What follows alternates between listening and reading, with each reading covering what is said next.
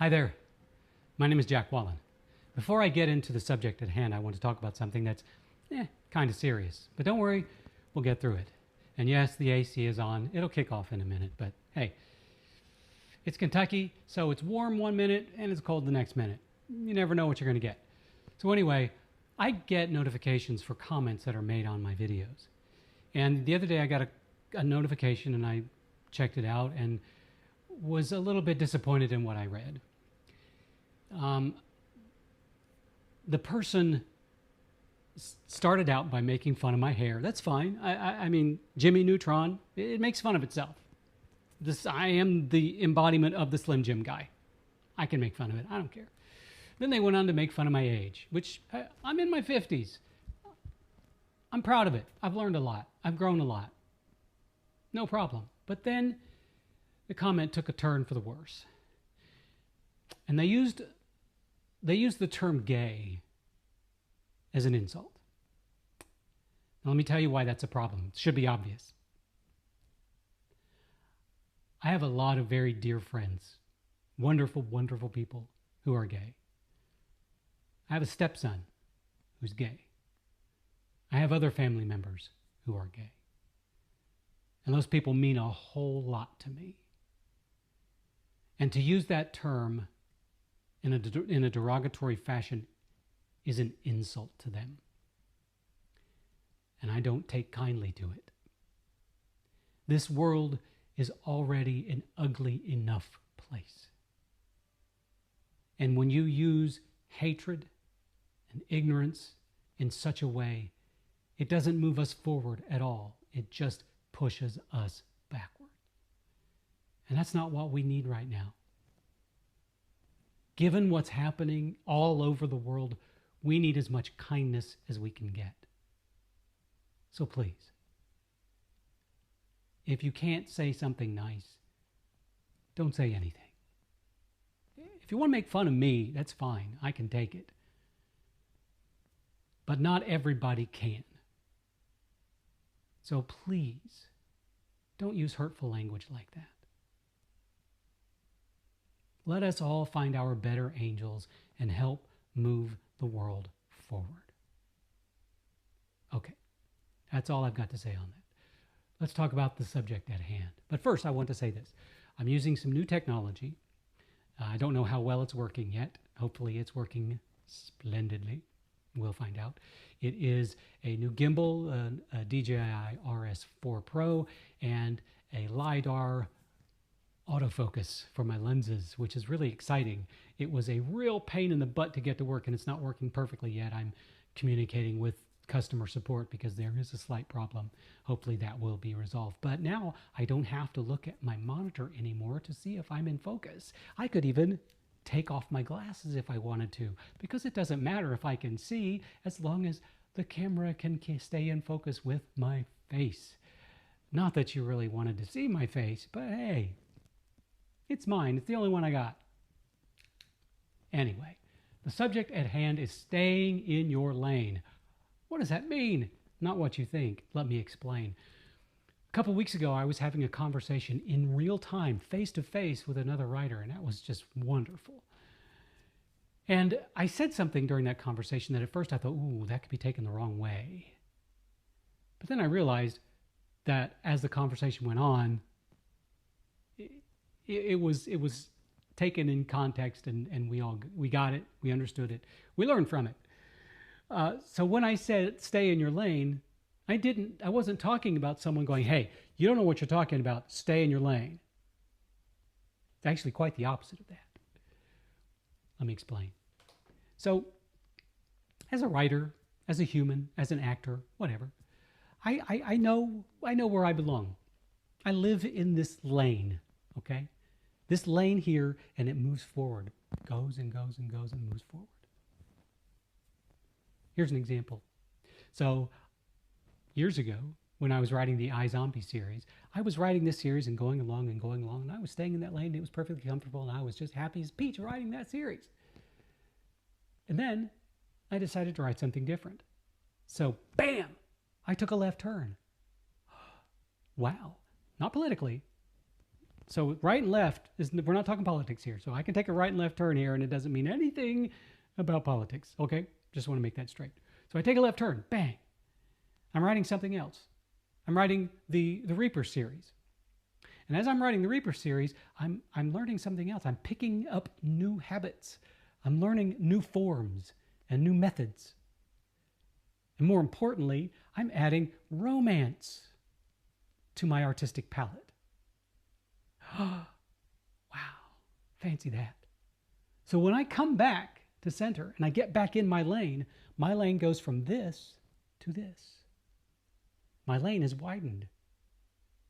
My artistic scope has broadened. And I go on forward and I go on forward and I go on forward and bam, I take a right turn. And I'm writing, what am I writing? Frankenstein theory. Yeah, I'm writing Frankenstein theory. And I'm writing in period prose. Wow. And when I come back, my lane has gotten this big because I have mastered another style of writing. Mastered. And I move forward and I move forward and I move forward and bam, I take a left turn. And I'm starting to write the Fear series. And I'm writing about snarky cannibals. And then I learn how far I can push the snark before it gets too much. Back to my lane and it's wider. And every time I take one of those left or right turns, my lane gets wider and wider and wider. And every time my lane gets wider, my artistic abilities improve. I have learned something new. And that is a wonderful, wonderful thing. And sometimes I might take a right turn, and that right turn turns into a figure eight or a loop-de-loop or whatever. But when I come back, I have added something to my craft. Back when I was teaching acting at one of the universities, I taught at 3 different universities, but one of the universals that I always taught was that the craft of acting is like having a painter's palette in your hand. Some people might refer to that as a toolbox. But every time you learn something new about the craft of acting, you're adding a new color to your palette. And the goal is to fill that palette with as many colors as you can. Not that you're always going to use every one of those colors for the project at hand. You're not. You're going to take some away and you're going to put some on. Oh, I don't need yellow here. I need pink. I don't need gray. I need blue. And you're going to mix and match those colors as needed. Oh, I'm doing a period comedy. I'm doing a French farce. I need these colors. I'm writing a romance novel. These are the colors I need. But if you don't have a full spectrum of colors on your palette, you might not be able to accomplish your goal. And to add those new colors to your palette, you've got to get out of your lane. You've got to go learn something new. You've got to try something new. You've got to experiment. You've got to be willing to take a chance. Because when you take those chances is when you learn, when you broaden your horizons. When I was an actor in both undergrad and grad school, one of the most important tasks I ever did was go people watching. And I don't mean just sitting in a mall and watching people go by. That's a valid form of people watching, but what I did was actively watch and listen. I would watch how they interact with people. I would watch how they move. I would listen to their conversations. I would try to focus on how they behaved, how they interacted with other people, with the world around them, with themselves. And I would do that with the hopes of learning something new about people.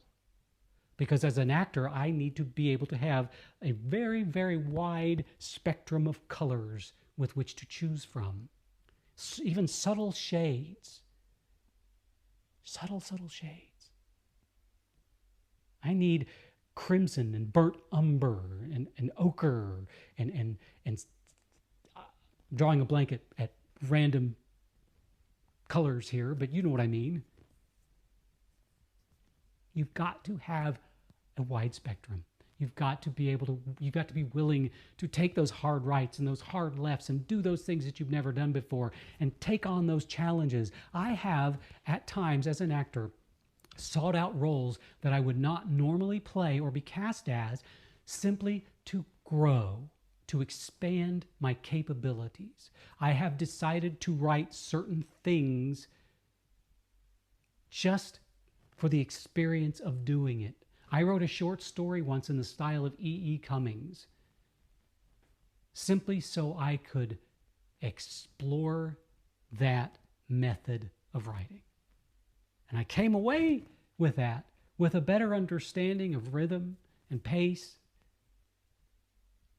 And as a human being, we've got to take those hard rights and lefts because we've got to learn empathy and understand how other people function. And we have to be able to walk in the shoes of other people. Because when you walk in someone else's shoes, you start to understand their plight. But if you stay in this narrow lane of yours, only walking forward, you're missing out on the glory that is the world around you. And I know I'm guilty of this. I get caught up in my own little universe. I have gone days and sometimes weeks without barely leaving the house and hardly talking to other people besides my wife and my cats. And when that happens, I'll pick up the phone and call somebody just so I can have a conversation with somebody other than those people. Because I have limited myself. And limitation is the enemy of art. So when I say stay in your lane, what I mean is find your lane. Find your lane, understand your lane, accept your lane, and be willing to expand your lane.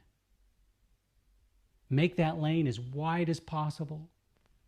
Throw on as many colors onto your artistic palette as you can and understand the people around you. Because that's going to make you a better human and a better artist.